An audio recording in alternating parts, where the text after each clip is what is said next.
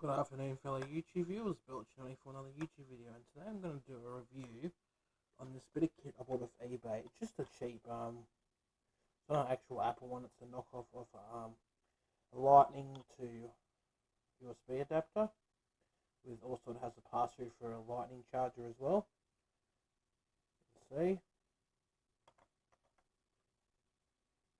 So I bought this to use with my iPad Pro.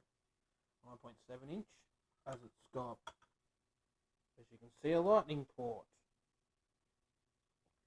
So what I'll do is I'm going to pause the video, log into my iPad, and then once my iPad's logged in, I'll show you how this device works. So I'm at the main screen on my iPad. So what I'm going to do now is plug the USB in.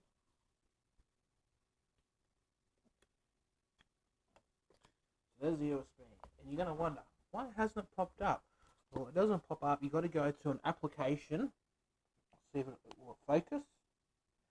It's called Files, and you've got to have an iPad Air 2, and you are running the new iPad OS 13 version.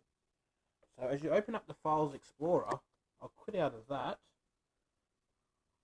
but as you can see, my USB has popped up into the Files app, and I've got all sorts of files and stuff on here, which I don't want to show you, but yeah, but it does work.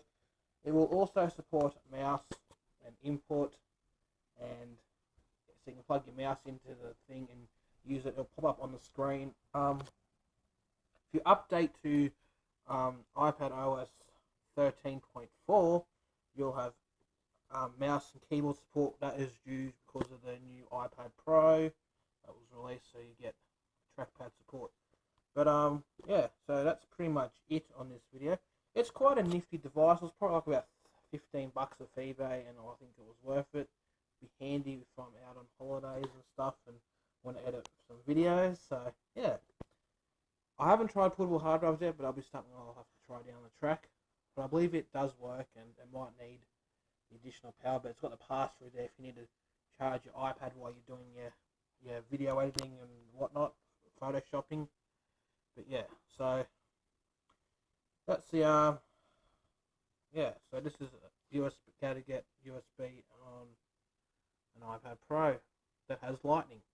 So this will support any device with Lightning. I'm pretty sure it does support iPhones as well, but mainly it's quite handy for the iPads that have Lightning, and it's running iPad OS 13. So yep, so thank you for watching. Bye for now, and I'll see you in the next video.